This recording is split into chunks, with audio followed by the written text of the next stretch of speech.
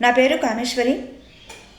ఇంతవరకు నేను చేసినటువంటి వీడియోని అందరూ ఆదరించినందుకు చాలా సంతోషంగా ఉంది. ఈరోజు నేను ప్రేమ అనే ఒక భావోద్వేగాన్ని గురించి అందరితో పంచుకోవాలనుకుంటున్నాను.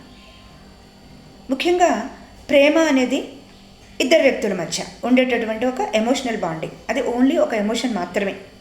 అంటే ఇద్దరు భార్యాభర్తల మధ్య కానీ, ప్రేమికుల మధ్య కానీ, తల్లిదండ్రుల మధ్య, అక్క చెల్లెళ్ళ మధ్య ఉండే ఒక భావోద్వేగం.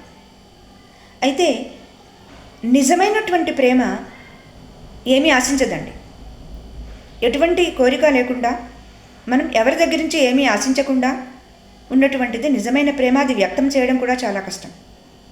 ఎందుకంటే వ్యక్తపరచడానికి మనం ఏదైనా ఆర్థిక విలువలు ఉన్నటువంటి వస్తువులను కానీ ఏదైనా బహుమతిగా ఇస్తాం.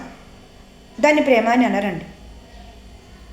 ఎదుటివారిని మనం ఇష్టపడినప్పుడు అది వ్యక్తం చేయాలి అనుకుంటాం, నిజమే. కానీ వ్యక్తం చేయడం కొంతవరకు సమంజసమే, కానీ అది ఏమాత్రమూ నిజం కాదు. నిజమైనటువంటి ప్రేమ వ్యక్తం చేయడం అనేటటువంటిది ఒకరికి సాధ్యమండి. ఎవరికీ కూడా, ఈ మానవ మాతృలకి అది సాధ్యం కాదు. ముఖ్యంగా మనం ఎవరినైనా ప్రేమిస్తున్నట్లయితే, అభిమానిస్తున్నట్లయితే ఏం చేయాలండి? వారిలో ఉన్నటువంటి లోపాలని మనం సరిదిద్దాలి కదా, అంగీకరించాలి కదా. ఎక్కడైతే అహంకారం ఉండదో, ద్వేషం ఉండదో, అది నిజమైన ప్రేమ. తల్లిదండ్రుల మధ్య కానీ, ప్రేమికుల మధ్య, భార్యాభర్తలు, ముఖ్యంగా నేను కుటుంబ వ్యవస్థ గురించి మాట్లాడుతున్నాను కాబట్టి, భార్యాభర్తల మధ్య ఒకరి మీద ఒకరికి ప్రేమ అనేది వారు ఎప్పటికీ చూపించుకోలేరండి. అది అర్థం కాని ఒక భావోద్వేగం, మన మాటలకు అందనిది. ఎలాగా వ్యక్తం చేయాలి అనేది కూడా ఇంతవరకు ప్రశ్నార్థకంగానే ఉంది కాబట్టి అది ద్వేషంగా మారుతున్నట్లు నాకు అనిపిస్తుంది. అయితే ఇక్కడ నేను చెప్పదలుచుకున్నది ఏంటంటే, భార్యాభర్తలు ఒక కుటుంబ వ్యవస్థలో ప్రవేశించినప్పుడు వారి మధ్య ఒకరి మీద ఉండవలసినటువంటిది బాధ్యత. కుటుంబ పరంగా నిర్వర్తించవలసినటువంటి భర్త నిర్వహించవలసినటువంటి బాధ్యతలు, భార్య నిర్వహించవలసినటువంటి కొన్ని బాధ్యతలు ఉంటాయండి. అవి మనం సక్రమంగా నిర్వర్తించినప్పుడు మన కుటుంబాన్ని ముందుకు తీసుకువెళ్ళగలుగుతాం.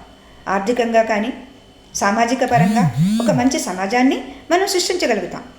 ఇది ప్రేమ వల్ల సాధ్యం కాదండి, ఒక్క బాధ్యత వల్లనే అని నేను నమ్ముతున్నాను.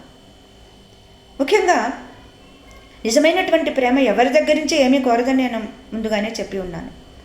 మనం ఒక్కసారి పర్యావరణంతో మనం పోల్చుకుందాం. పర్యావరణం అంటే ఎవరో కాదండి, మనమే. అయితే మనం పర్యావరణానికి, ప్రకృతికి ఏమీ ఇవ్వడం లేదు. కానీ ఎంత ప్రేమండి పర్యావరణానికి మన మీద. ఎన్నో తప్పులు చేస్తున్నాం మనం, పర్యావరణాన్ని కలుషితం చేస్తున్నాం, గాలి, నీరు, నేల అన్నీ. కానీ తిరిగి మనకి అన్నీ సమృద్ధిగా ఆ పర్యావరణం సమకూరుస్తూనే ఉంది. మరి ఇదే కదండి నిజమైన ప్రేమ. ఎంత సహనశీలి, అహంకారం లేదు, ద్వేషం లేదు ఎవరి మీద. ఇది మనలో మనం చూడగలమా? ఇంకొక విషయాన్ని నేను చెప్పదలుచుకున్నానంటే, ఎప్పుడైతే ఆర్థిక పరంగా ఒక నిబద్ధత భార్యాభర్తల మధ్య కనుక ఉంటుందో ఆ కుటుంబాలు ముందుకి వెళ్ళగలవు. మన మీద రెండు తరాలు, మనకంటే చిన్న తరాన్ని కానీ పెద్ద తరాన్ని మన భుజాల మీద మోయవలసినటువంటి బాధ్యత ఉన్నది. దీన్ని మనం తప్పించుకోవాలని చూడడం ప్రేమని ఎలా అంటామండి? కాదు కదా. సో బాధ్యత మాత్రమే ఇది. అయితే బాధ్యత నిర్వహించడం అనేది చాలా కష్టమైనటువంటి పని. ఒక్కసారి మనం భగవంతుడిని గురించి తలుచుకుందామండి. ఆయనది ఎంతటి అవ్యాజమైన ప్రేమండి. మన దగ్గర నుంచి ఆయన ఏమైనా ఆశిస్తున్నాడా? లేదండి. మనస్ఫూర్తిగా ఒక్క ప్రార్థన మాత్రమే ఆయన అంగీకరిస్తున్నాడు. మనం కూడా అందులో కొంత తత్వాన్ని అర్థం చేసుకుందాం. ఏమీ ఆశించవద్దండి. మన బాధ్యత మనం నిర్వర్తించిన నాడు మనకి అవ్యాజమైనటువంటి భగవంతుని ప్రేమ లభించినట్లే అన్నీ లభిస్తాయి. అయితే ఇక్కడ ఈ రోజుల్లో యూనివర్సల్ లవ్ ఈజ్ ట్రూ అని నేను నమ్ముతున్నాను. దాన్ని మనం ఫాల్స్గా చూపిస్తున్నాం. అనైతికమైన పనులు చేయడము, ప్రేమని భ్రమించి ఒకరినొకరు చంపుకోవడము, ద్వేషించుకోవడము, ఇవి చేస్తున్నాము. ఇది ప్రేమ ఎంత మాత్రమూ కాదు. మనం అహంకారాన్ని విడిచిపెట్టి అవ్యాజమైనటువంటి భగవంతుని ప్రేమని లేదా ప్రకృతి యొక్క అనురాగాన్ని మనం అర్థం చేసుకున్నట్లయితే, అదే మన తోటి భాగస్వామి మీద మనం చూపించగలిగినట్లయితే, మన కుటుంబం అంతా, మన ప్రపంచమంతా, సమాజమంతా ఎంతో ఆనందంగా ముందుకి సాగుతుంది. నాతో అంగీకరిస్తారా అందరూ?